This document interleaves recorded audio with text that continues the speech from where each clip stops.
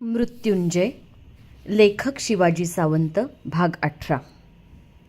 त्याचे ते उद्गार तापलेल्या शिशाच्या रसासारखे माझ्या कानात घुसले. ते उद्गार ऐकून मी खिन्न झालो. मनाच्या घायाळ भुजंगाला शंकांच्या असंख्य मुंग्यांनी कडकडून डसायला सुरुवात केली. का काळी पडली आहेत माझी कुंडलं आज? का ढगाळलंय आज आकाश? कोणत्या महान विनाशाची ही निशाणी आहे? कोणत्या विषवृक्षाचं बीज आज लावलं जाणार आहे? या कर्णाचं काय होणार आहे? कशाला मिळाली आहेत ही कुंडलं? काय उपयोग आहे त्यांचा? का म्हणून मिरवतोय मी ती? असंख्य प्रश्नांचे काजवे डोळ्यापुढं चमकू लागले. शेवटी आतून एक आवाज आला. त्यानं मला धीर दिला. मी ठरवून टाकलं की शोण म्हणतो ते ठीक आहे, पण नुसतं आखाड्याकडं जायला काय हरकत आहे?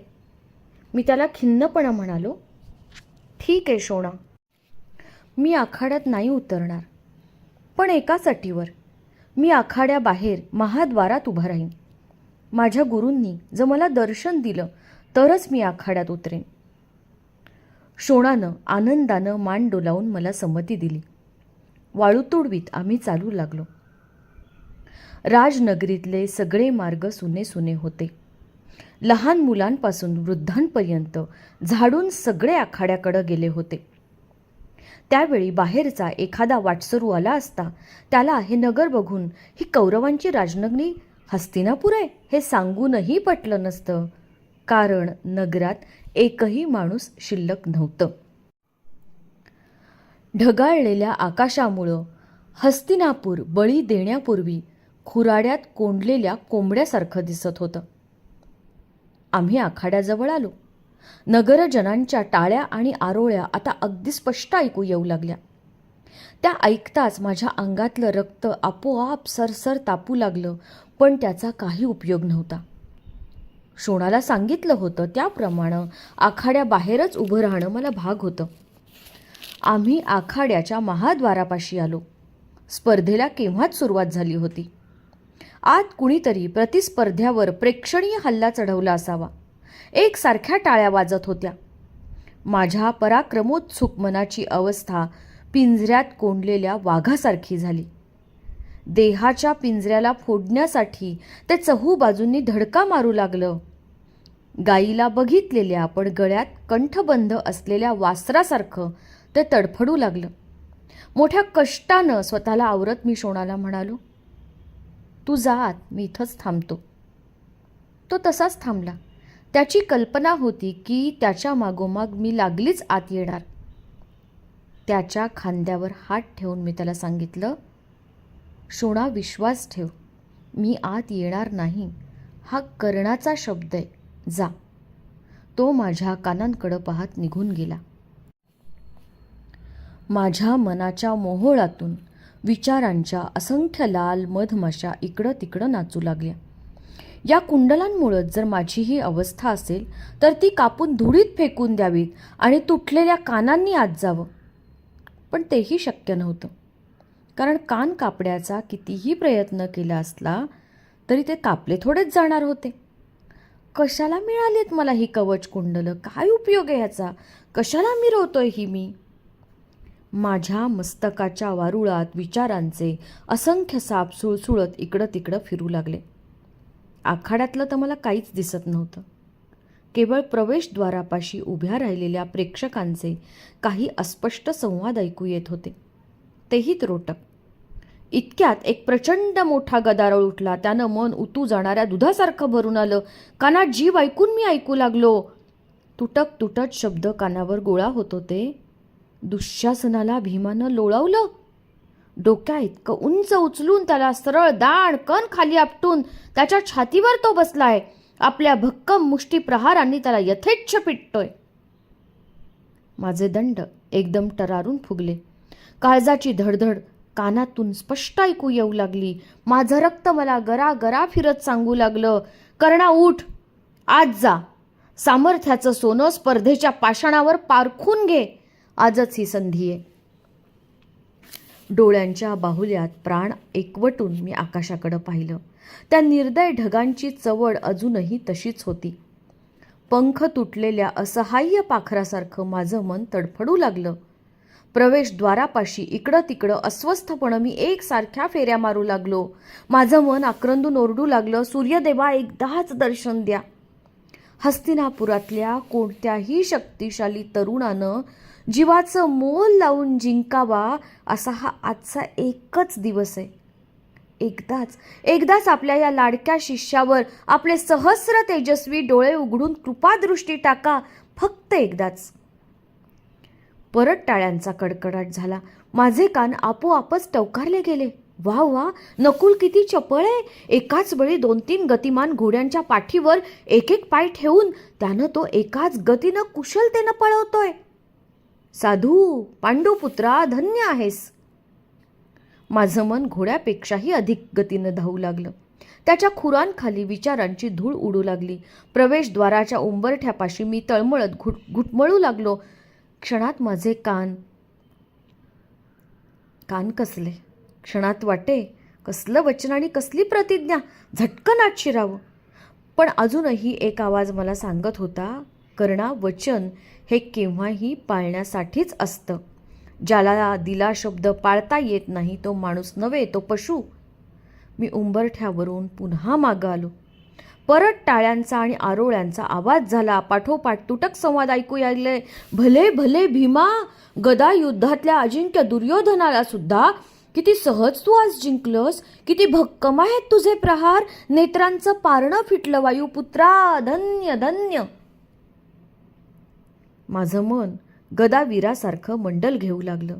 अंगावरचं उत्तरीय अगतिकतेनं मी मनगटाला करकचून आवळलं.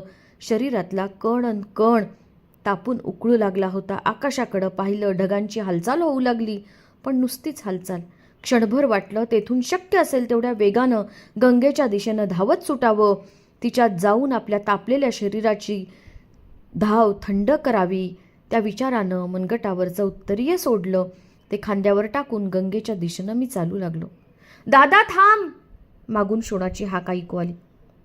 मी मागं वळून पाहिलं. प्रवेशद्वाराच्या उंबरठ्यात उभं राहून हात उंचावून तो मला थांब सांगत होता. परत फिरलो. आकाशाकडं पुन्हा मानेचे मणके बघून शिणले होते. आता तर एकसारखा टाळ्यांचा अविरत वर्षाव होत होता. नुसत्या टाळ्या, घोड दौडीसारख्या, मुसळधार पावसाच्या सरींसारख्या. दादा, आता अर्जुन आखाड्यात उतरलाय. अर्जुन अर्जुन अर्जुन का म्हणतात त्याला एवढं? काय करणार आहे तो पराक्रम? माझ्या कानात चहू बाजूंनी शब्दांचे बाण घुसू लागले. आतला आखाडा क्षणाला रटरटत होता. घोषणांच्या शब्दपुष्पांचा सडा पडत होता. तो बघा, अर्जुन घोड्याच्या पाठीवरून हत्तीवरून परत घोड्याच्या पाठीवर असे धावते पराक्रम करतोय. 2 खड्ग एकदम घेऊन ते दोन्ही हात सफाईनं समोरच्या बलाढ्य दुष्करावर चालवतोय. क्षणात त्यानं दुष्कराची खड्ग हातातून दूर उडवून लावली आहेत. खाली मान घालून तो दुष्कर आखाड्या बाहेर चाललाय. अर्जुनासारखा खड्गवीर नाही. तो पहा, तो अर्जुन चक्राच्या आखाड्यात केव्हाच आलाय. ते भव्य चक्र एखाद्या थाळीसारखं तो सहज फिरवतो. मध्येच ते आकाशात लिलया उंच उडवतोय. परत ते केवळ एका बाणाच्या टोकावर पेलून धरतोय. बाणानंच त्याचं पुन्हा प्रक्षेपण करतोय. आता तो मल्लांच्या आखाड्यात उतरलाय. काय पिळदार आहे त्याचं शरीर. छाती कशी आखाड्याच्या महाद्वारासारखी भव्य आहे. दंड आणि पोटऱ्या कवडाळ्याच्या वेलीसारख्या पिळदार आहेत. आखाड्यातल्या तांबड्या मातीवर त्याचं निळसर पिळदार शरीर शोभून दिसतंय. अरे वा, क्षणार्धात त्यानं आपल्या प्रतिस्पर्ध्याला, त्या दुर्मुखाला रजक पृष्ठावर सरळ उताणाही केलाय. हा अर्जुन हे असे आखाडे केव्हा बदलतोय आणि केव्हा वेगवेगळे पराक्रम करतो तेच समजत नाही. इथं एकच अर्जुन आहेत की 13 आहेत. आता तो धनुर्धराचा वेश घालून धनुर्विद्येच्या आखाड्याकडे चाललाय विष्णूसारखा. भले अर्जुना, साधू पांडुपुत्रा, तुझ्यासारखा धनुर्धर शोधूनही अखंड आर्यावर्तात मिळणार नाही. आज तूच हस्तिनापुरातला सर्वश्रेष्ठ अजिंक्यवीर ठरणार. टाळ्या, अविरत टाळ्या, पावसाच्या सरींना लाजवतील अशा कडकडीत टाळ्या, आरोळ्या, हलकल्लोळ, गदारोळ, अर्जुन अर्जुन, उकळलेलं रक्त, धनुर्धर, कोदनटलेले ढग, काळी पडलेली निस्तेज कुंडल, सर्वश्रेष्ठ अजिंक्यवीर, नीलकमलांची गौरवमाला, मिरवणूक, राजमाता. शोणा, अरे असं काय होतंय? मला जाऊ दे, मला गंगेकडं, नाही तर मी जळून खाक होईन. कुंडलांचे बोळे कानात कोंडून त्यावर असह्यपणे तळहात दाबून मान वर करत मी केवढ्या तरी मोठ्यानं ओरडलो. माझ्या शरीरातला कण अन कण कडकडीत तापला. असहाय्यपणे मी शोणाच्या खांद्यावर संतापानं मस्तक ठेवलं. माझ्या अंगातून कडकडीत घामाच्या धारा वाहू लागल्या. त्या कडकडीत पाण्यानं शोणाच्या खांद्याचं कातडं पोळू लागलं. शब्दाच्या इंगळांनी माझं मन पोळू लागलं. आत मात्र हलकल्लोळ चालला होता. माझ्या डोळ्यातनं अगतिकतेचे जळजळीत उष्ण अश्रू वाहत होते. तो बघ, अर्जुन एकाच वेळी असंख्य बाण असंख्य लक्षात मारतोय. टाळ्या. आकाशात उडवलेली फळं वरच्यावर छेदतोय. त्या 2 तुकड्यांचे 4, 4चे 8 असे असंख्य तुकडे वरच्या वर करतोय. वर आकाशात फेकलेलं फळ असंख्य तुकडे होऊन खाली पडतंय. टाळ्याच टाळ्या. तो पहा, त्यानं फेकलेला जिद्म बाण वाकडा तिकडा होत मधले असंख्य अडथळे चुकवून बरोबर लक्षात घुसतोय. अखंड टाळ्या. आकाशात असंख्य बाण सोडून पावसाचं दृश्य तो दाखवतोय. मध्येच एखादा चंदेरी जिद्म बाण वाकडा तिकडा सोडून त्याचं विजेचं दृश्य निर्माण करतोय. टाळ्या आणि जल्लोष. आज आमच्या डोळ्यांचं पारणं फिटलं. या अर्जुनासारखा वीर हस्तिनापुरातच काय, पण साऱ्या आर्यावर्तात मिळणार नाही. आता तो शेवटचा हात दाखवतोय. केवळ आवाज ऐकून तो लक्षवेध करणारे त्याचे डोळे वस्त्रानं बांधलेत. एक सूची बाण हाती घेऊन त्यानं तो ओठाला लावून डोळे मिटलेत. आपल्या गुरूंचं तो स्मरण करतोय. त्यांच्या गुरुसारखा, त्या द्रोणांसारखा गुरु त्रिभुवनात मिळणार नाही. भले वीर अर्जुना, वारे पांडुपुत्रा. कोणालाही समजायच्या आत त्यानं केवळ आवाज ऐकून तो सूची बाण पाठीमागच्या भुंकणाऱ्या कुत्र्याच्या तोंडात अचूक मारला. त्याचं तोंड त्यानं बंद केलंय. शाब्बास सर्वश्रेष्ठ धनुर्वीरा. ते बघ, गुरु द्रोण त्या कुत्र्याला सोडवून घेऊन सर्वांना तो बाण दाखवत आहेत. कुणीतरी त्यांच्या हातात नीलकमलांची ती मानाची माला दिलीये. नीलकमलांची माला, अजिंक्य धनुर्धर, ढगाळलेलं आकाश, एकच क्षण कीर्तीचा आणि मानाचा, एकच क्षण. काय करू काय करू. माझं मन चहूबाजूंनी आग लागलेल्या वणव्यातल्या पाखरासारखं तडफडू लागलं. शरीराचा कुंभ आता तापून तापून तडकणार का काय. माझ्या डोळ्याची अधीर पाखरं ढगांच्या ढिगाऱ्यावर टपाटप टोचा मारू लागली. त्या टोचातून आवाज येऊ लागला. एकच क्षण. या कर्णाच्या जीवनात हा एकच क्षण आहे, केवळ एकच क्षण. किती प्रचंड वेगानं हलतायत ते सगळे ढग. आकाशाचा समुद्र आज ते घुसळून काढणार का काय. शोणानं खांदे गदा गदा हलवत मी ओरडलो, शोणा तो बघ, आकाशाचा सम्राट, माझा गुरु, माझी लाज राखण्यासाठी ढगाच्या ढिगांना मेंढ्याच्या कळपासारखा पिटाळतोय. तोही आनंदानं मलकळला. कडकडून मिठी मारून ओरडला, दादा जा, आत्ता जा. तुझी कुंडलं परत चमकतायत. रोजच्या सारखी ती केवळ निळा प्रकाशच फेकत नाहीयेत, तर ती आज लाल झालीयत. काय म्हणतोस काय शोणा, माझी कुंडलं परत चमकतायत. हो दादा. आणि तो बघ तुझा गुरुदेव आकाशाचं निळं निळं छत जाळत उभा आहे. त्यानं धुंदपणं दोन्ही हात आकाशाकडे उंचावले.